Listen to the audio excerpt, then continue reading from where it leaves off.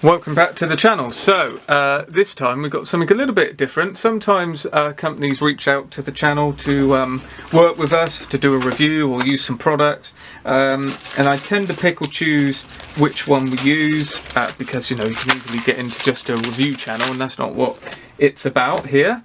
But for obvious reasons, we've given these a go for use in some of the builds that are going to be coming down the line, and also just do a one-off review as we've got all the bits here. So what this is Reskit, which is a company I know about. I see their products. It's almost relentless. I mean, it seems to be every time I go on Hannants and look at the new arrivals, there's a whole load from Reskit. But my initial thought was that they mostly do stuff for jets, which I don't do really. They don't seem to do much for World War II, and I was mentioning that as we were talking, and what they've basically done is sent us here a whole range of stuff that is Second World War related, and also some jets that are related as well, close to it from the Cold War. So it was actually surprising the range that they do. So starting off there, we've got wheels for the ME262, so I'm going to use them on a build that's not far off. I've already made a few preliminary starts to that build, so we're going to be using these on that one. And it looks pretty good. We'll have a look at close up on some of these in a moment. We've got this pair here. Where's it gone? There we are. So you've got Spitfire wheels in 1/48 scale, and what you've got there is the 4-spoke and the 5-spoke. So that's a nice little addition. And while we're talking about the spokes, obviously the holes in the spokes there. And this is quite useful if you're doing an early Hurricane or an early Spitfire, for instance. That's when they were being used. So they look very good. And one thing to say, I mean, I've got this whole range here. There's not a defect in any of this from what I can see. So, you know, that's obviously bodes well. What we've got here as well, let's work out what we're doing here. We've got Corsair, so the F4U or the Hellcat. So we'll obviously make use of these at some point. So we've got Corsair wheels and Hellcat wheels there. Which are, again, very nice, and the tread pattern looks very crisp and very nice. So that's actually a set we'll have a look at. We've also got P51 as well, P51D, which is the same set. Now I've got a couple of P51Bs that I can use these on, I think, and I've also got a D as well that we'll be doing way off in the future. So we'll use those on that. I've also got, where were we? TA152 wheels, and we've got two sets of those, so we've got early and late. Now I'm not sure if you can just use them on TA52 or whether you can actually use oh yeah, FW190 as well. I've got the Revel 32nd 190, so I use a set in that one as well, and that's quite good. And we've also got the tail wheel leg there, and we'll have a look at one of those. Now this is very good for me, so we've got something in 1/35th, and this is the Sierra Avro rotor, which you'll know I've got one box in the stash of the German version that I'm going to do as the Spanish Civil War gyrocopter that they were using, and Mini Art have now announced that they're going to release a Spanish Civil War version as well with multiple decal options, so that solves that problem. So I'll get the Spanish version and then I can build two. So we use a set of these wheels on one of those.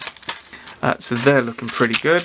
And then we've got some jet wheels. So we've got, don't get too excited. The reason I say don't get too excited, I will not be building a Hawker Hunter here, but I'm going to send these on down to a friend of the channel, and also got his own YouTube channel, to Tim Scale Modelling, and he's going to do a review of these, and he is going to build at least one Hunter, maybe two in the future, but I think there's one coming rather soon. So he's going to have a look at some of these and add them to the build when he gets to it. So that's looking pretty good. And similarly, he's got a couple more that's going his way, and he's going to do a review down there as well. So we've got Canberra Wheels in 1/48th. I know he's going to do one of those, and they look very good. In fact, very nice. And we've also got de Havilland DH110 Sea Vixen. Of course, I know what plane that is, but I'm assured it's a nice British aircraft, and again, they're going his way, so presumably he's got one. So there you go. So these are the wheels that we're actually going to take a look at here today, and this is the Corsair wheels, so let's have a look at those first. Now all the links for this company, all the relevant stuff they've asked to be put into the description is down there, so you can follow all the links to their social media pages, and you can follow them and get all their products if you like anything you see here.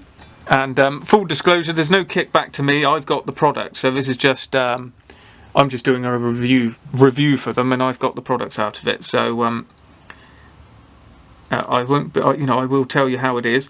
What I'm going to do, because I think this is extremely important, and it would be wrong of me not to, is actually test these for fitting, because this is the real big thing. So let's get one of these off. Oh, I'm unprepared for this. I should have some water. Right, luckily I had some water, not too far off camera. Now let's have a look. Let's use this.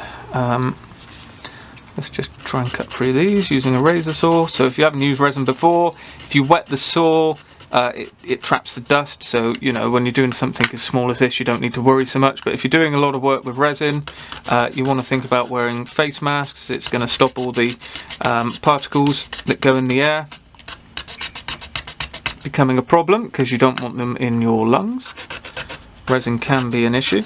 And obviously if you haven't done this before, well, this is one of the ways that you can get the stuff off the blocks, because it's always moulded on a large block of resin like this.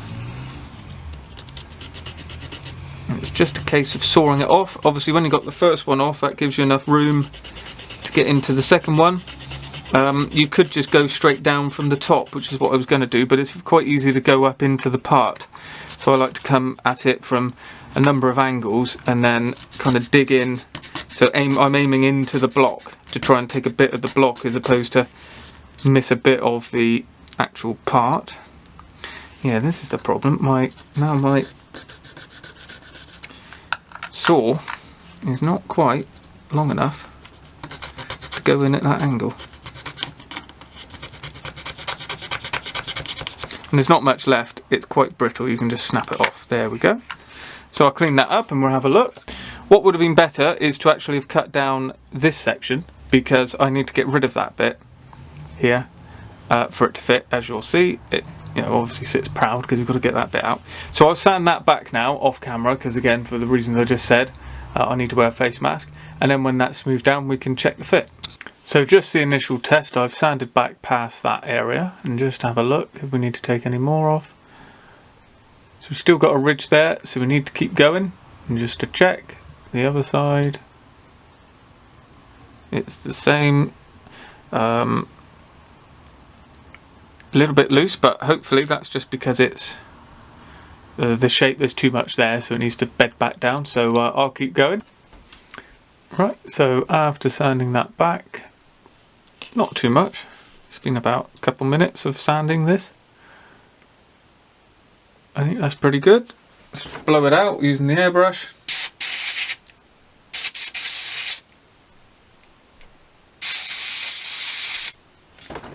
Rid of some of that sanding dust, and that's what we're dealing with. So with a bit more finesse, I could have gone down just a little bit further. There's just a tiny ridge. There's a little bit of a gap, so there's a smallish gap there, but I don't think that's anything to worry about for two reasons. One, I think it could sand down just a little bit more, and because it's kind of slopes in like that, it's it's wider at the opening, so it will fill that gap. And secondly, you could use something like PVA and you wouldn't even know.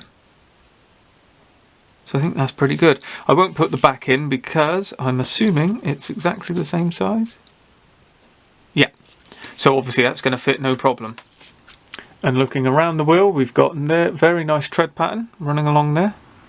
And obviously the good thing for using resin wheels is there's no seam line to fix.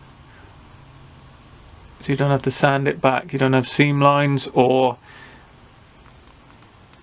mould lines or anything like that. You've got a little bit where it was fixed to the block, but if you're going to flatten off the wheels, you can just sand that back a little bit. And we've got some raised detail as well on the tyre wall. So all looks very good there. So next up we're just going to have a look. We're not going to cut any more off, we're just going to have a look now at the wheels, because I think as a random test that's pretty good. If you wanted to, obviously you could go a bit more in depth and test the rest of these, but a good way of checking is doing that. And it is quite tight, as you can see. So I'm not going to push that in because it's got a nice little rim there, so I think that'll fit no problem. So what we've got here is the diamond tread pattern, which looks very nice all across there. Again, we've got raised wall detail all around the tyre wall. That looks very good. Got the tail wheel, which is the iconic sort of squared off wheel on the P51. It's like a solid block of rubber, it's not smoothed around the edges. That's handled very well. And we've got a raised centre seam to the rubber tyre, which is correct. So that looks very nice. And then we've got the hub and the rear detail. And there you can see just how sharply that's done. And lastly we'll have a look at the FW190 wheels. You actually get some instructions here. And these wheels are the late version, which is the smooth tread. Just the raised, one single raised bit. Very, very fine. It's a bit like the sand tyres on a Kubel wagon is what they look like, if you think of it like that. Or a rubber ring that you jump in the swimming pool with. So again, let's just check if I can against that. No, I can't really. I don't want to snap that. We've got separate centre section for the tail wheel as well. That looks okay. Might be a little loose there. And then we've got the tail wheel leg. It's a two-part, very nicely done actually. Yeah, good, very good detail across there. And then it looks like the wheel just pops in there when you've got the two hubs in it.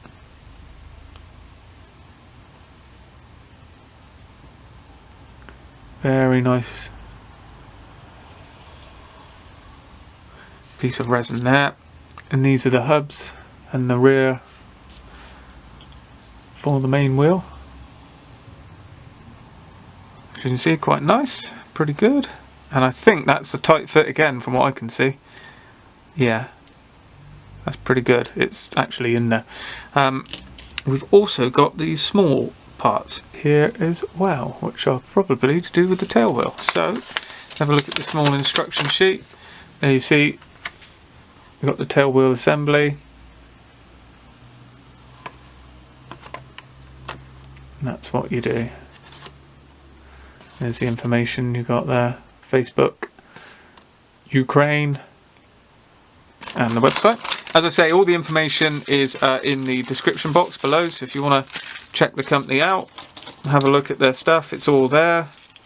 And in the UK, I know that all their products seem to be on Hannants, and they've got lots of like intakes for jets and that sort of thing. That's what they do a lot of as well. So and there are some conversion sets as well. So there's a lot there, but that's none of that sort of Second World War stuff. So that's not. I haven't got any of that here. And what they have chucked in is this figure set as well. So I didn't know they did these either. So this is German pilot and land crew for Messerschmitt Bf 109 World War II. It's not a sequel. So we've got separate hands there. Right, so now these are pretty good. I have looked at this a little bit before. I've had a CMK figure before, and I mean, if we have a look, I mean, I shouldn't laugh, but that face to me is a little bit odd looking. I wouldn't like to say it's, you know, it's German or anything, but just looks a bit gaunt. It looks like a sort of 70-year-old, I would say, as opposed to anything else. But, you know, who am I to dispute the sculptor? It says there the sculptor is Maxim Huigna. So I don't know of any of his their other work. But just judging on that, that's the first head. This head's okay. Not too bad. Just quite... The features are just a little bit odd, I would say. In this scale, what are you hoping for? I don't know. It's probably better to have a bit of over-exaggerated features, and the faces are difficult to do. But for me, they do look a little bit off. But let me know your thoughts in the comments below. Maybe I'm being a bit harsh there. We got separate feet, the flight boots there for the pilot, and he's seated here for ready to jump into a Messerschmitt 109. So there we are, separate hands as well. And then we've got the ground crew in his overall, quite nice with the creases. Looks pretty good. Again, I wouldn't say this is up to the level of the rest of what I've seen. It certainly looks handcrafted, shall I say. So yeah, that's the figure. The separate hands are nice, but they're not open. So the fingers aren't open, they're joined together. Again, that's probably asking a lot in 48th, isn't it? If it's 35th, you'd want to see sort of open hands. So there we go. That was a bonus thing that was chucked in. Hope I haven't been too critical, but you know, I like to be honest with these things. For me, that was just not quite as sharp as it could be. But there we go. That's a Reskit German pilot and land crew. And there we go. So that is the little haul from Reskit that we got there. So a nice spread of wheels there, different things, different scales, a range of subjects. So it's an interesting thing to have a look at. If, like me, you didn't realise the company did some Second World War stuff and that's your thing, then well worth checking out. Again, if you like jets, then they're well worth checking out because they do all of, as you can see on the backing here, they do all the rockets and the ordnance for jets and, like I said, intakes, cockpits, conversion sets. So all very much worth checking out. So check the links below in the description box and let me know your thoughts below on what you've seen. And as always, thanks for staying tuned. So if you haven't already, do please give the video a like, subscribe to the channel. And as always, thanks for watching, and I'll see you in the next video.